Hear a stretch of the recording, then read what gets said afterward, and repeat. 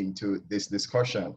But before we talk about race, I wanted to get some perspective from you and everybody else about politics itself and our political culture, because we're talking about political decisions. And before we label anyone for their decisions, it might be helpful for us to reflect a little bit on how politics actually works and how political decisions work. Now, I've had the benefit, and Jen, you and I talked about this, of experiencing politics from different cultures. And certainly in Jamaica, one thing that I learned very early on is for a lot of people, you're born into a political party. It's almost like a kind of citizenship or a kind of inheritance. And there is a funny story in Jamaica that most Jamaicans of the 90s and early 2000s will remember in a political campaign where one pregnant lady got in front of the TV cameras, pointed to her very pregnant belly, looking like she was almost at full term, and declared that her baby belonged to the party called the PNP. And it was almost funny, but it was almost a declaration of how politics worked, which is that you inherited your politics from your parents and you would pass it on to your children. Now, fast forward to the United States, and I recall in the last election, a friend and colleague of mine at work, who is Republican, just incidentally, I recall we were at work on election day, and he got a text from his daughter.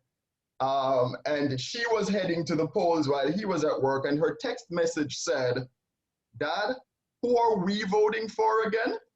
So I saw the text and I started laughing, and I think for the next 3 months I never made him forget it, because I said, "What? She's an adult, she can vote. What does she mean, who are we voting for again? Do you mean you get to dictate to your entire family how they vote?" And I never made him forget that. But on a more serious level, to that point, it brought me back to this position of wondering how much real choice there really is in our politics, or how widespread is this phenomenon that we inherit our politics. It's a kind of a birthright, a citizenship. So you, Jen, you would have looked at some of these issues in making your documentary, and certainly you would have thought about it over the years. We would love to get your perspective on that. Yeah. As we kind of talked a little bit about it before, I think that America is so big and diverse. I don't think that that's necessarily that typical in America. What I do think the biggest influence on choosing your politics it has to do with is your tribe. You know, whether that tribe be your family, your friends that you met in college, or in some cases, as it turned out with a lot of people, the friends they see on Fox News, you know, the talk radio people, their neighbors. So I think that, but I do think that,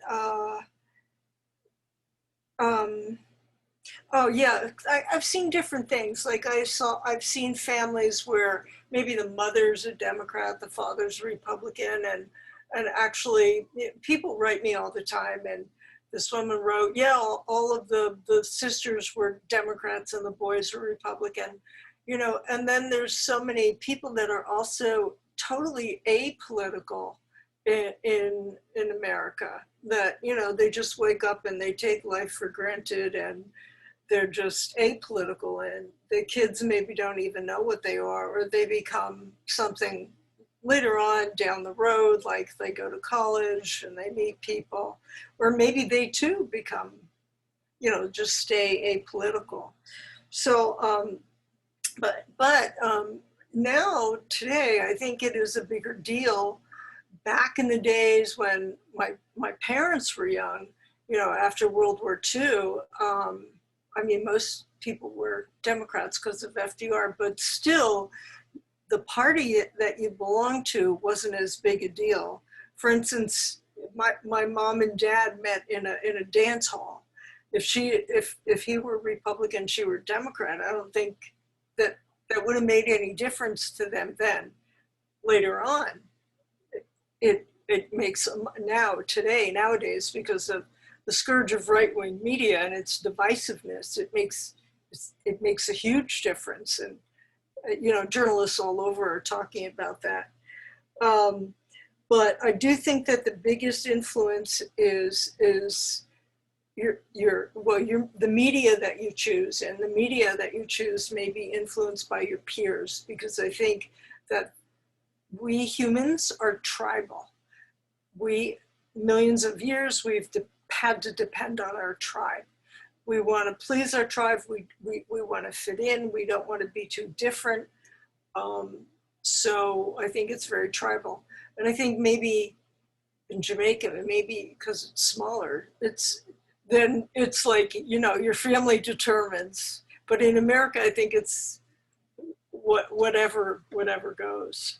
Indeed, and I know there are exceptions and different perspectives.